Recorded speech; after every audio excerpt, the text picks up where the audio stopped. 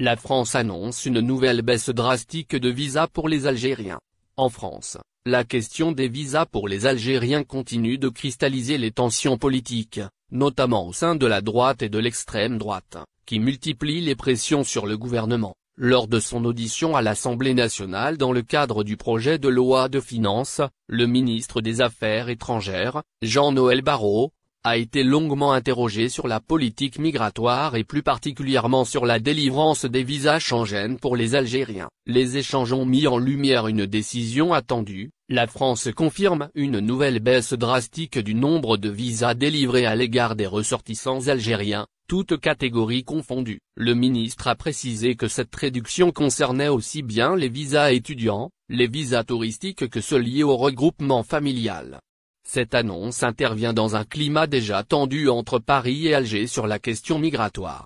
En France, les parlementaires de la droite et de l'extrême droite ont insisté pour que le gouvernement adopte une position plus ferme vis-à-vis de l'Algérie, estimant que le nombre de visas accordés aux Algériens restait trop élevé au regard de la coopération jugée insuffisante sur les expulsions. Concernant les visas d'études, Jean-Noël Barrot a tenu à nuancer la récente communication de l'ambassade de France à Alger, qui faisait état d'une légère hausse. Le ministre a relativisé ces chiffres en expliquant que les visas étudiants ne représentaient qu'une faible part du total. Il faut tout d'abord savoir que les visas étudiants constituent une portion minime des visas délivrés chaque année aux Algériens.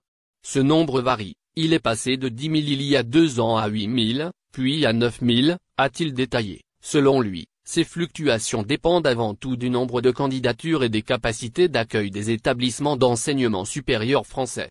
Mais c'est sur les autres catégories de visas que la baisse est la plus significative. Pour les 9 premiers mois de l'année 2025, de janvier à septembre, la France a accordé nettement moins de visas aux Algériens. Le ministre a révélé une diminution de 15% par rapport à la même période en 2024, précisant qu'il s'attendait à une baisse encore plus importante d'ici la fin de l'année. Ce recul s'inscrit dans une politique de restriction plus globale menée par Paris à l'encontre de plusieurs pays du Maghreb.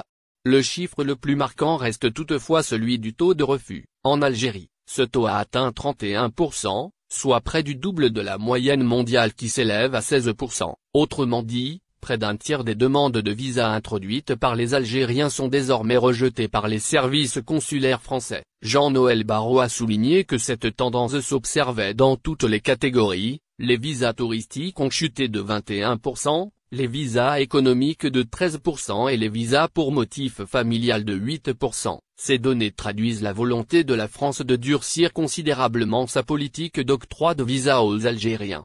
Cette orientation ne surprend pas les observateurs. Depuis plusieurs années, la France ajuste ses critères de délivrance en invoquant des raisons administratives et sécuritaires, mais aussi dans le cadre de négociations diplomatiques avec Alger sur le rapatriement des ressortissants en situation irrégulière. En parallèle, les autorités françaises insistent sur le fait que la priorité reste donnée aux étudiants algériens, aux chercheurs et aux profils qualifiés, même si le volume global de visas pour les Algériens continue de diminuer. Pour beaucoup de demandeurs, cette situation engendre frustration et incompréhension. Obtenir un visa pour la France devient un véritable parcours du combattant pour les Algériens, qu'il s'agisse d'un voyage touristique, d'une visite familiale ou d'une inscription universitaire. Le durcissement des conditions a également des conséquences sur les échanges économiques et culturels entre les deux pays. Les entrepreneurs algériens qui souhaitent participer à des salons professionnels en France rencontrent des obstacles similaires,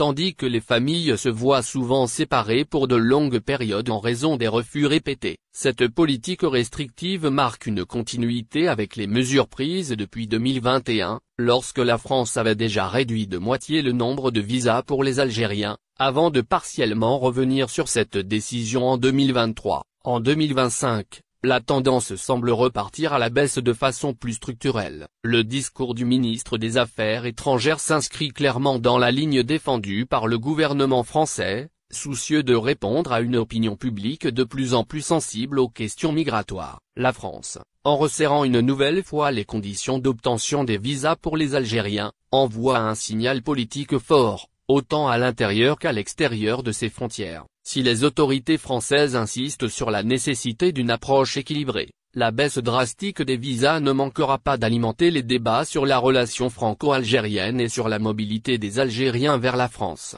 Pour l'heure, les chiffres sont clairs, la politique migratoire française se durcit, et les Algériens, qu'ils soient étudiants, touristes ou professionnels, en subissent directement les effets. Maroc-Algérie. Mohamed VI appelle Tebboune à un dialogue fraternel et sincère. Le roi Mohamed VI du Maroc a lancé un appel solennel à son homologue algérien, le président Abdelmadjid Tebboune, pour l'établissement d'un dialogue fraternel et sincère entre les deux capitales. Cet appel, qui intervient le vendredi 31 octobre 2025, vise à tourner la page des différends historiques.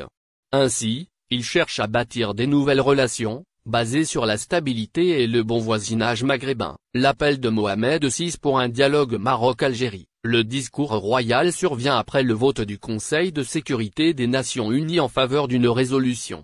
Celle-ci réaffirme la proposition marocaine d'autonomie pour le Sahara comme base de solution politique aux différends régionaux. Dans son allocution au peuple marocain, le souverain a déclaré « J'invite mon frère, son Excellence le président Abdelmadjid Tebboune, à un dialogue fraternel sincère entre le Maroc et l'Algérie afin de dépasser les différends et de construire de nouvelles relations fondées sur la stabilité et la fraternité. Cet appel est une tentative majeure de relance de la coopération maghrébine après des années de tensions politiques et diplomatiques qui ont maintenu les frontières terrestres fermées depuis 1994. Médiation américaine et rumeur d'un accord imminent entre l'Algérie et le Maroc. L'initiative marocaine prend une résonance particulière dans le contexte des déclarations faites par un haut responsable américain. Steve Witkoff, envoyé spécial des États-Unis pour les missions de paix, a créé la surprise lors de l'émission 60 minutes sur Live News le 19 octobre. Interrogé sur ces dossiers en cours, l'émissaire du département d'État a affirmé qu'un accord de paix entre l'Algérie et le Maroc était en préparation. Il anticipe une finalisation dans les 60 jours. Cette déclaration confirme, selon de nombreuses sources, qu'une médiation américaine est activement menée pour tenter de débloquer les relations entre Alger et Rabat, officiellement rompues il y a plus de 4 ans. Selon ces déclarations, M. Witkoff n'est pas seul sur ce dossier sensible.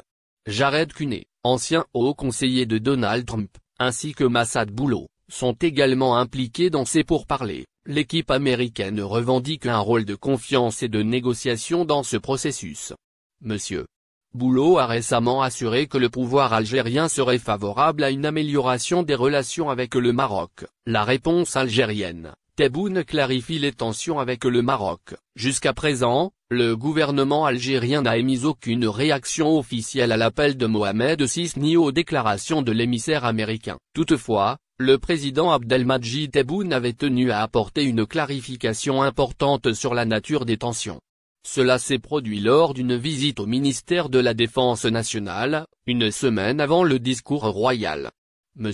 Tebboune a tenu à remettre les pendules à l'heure concernant la fermeture des frontières, précisant que le conflit du Sahara occidental n'en était pas la cause principale.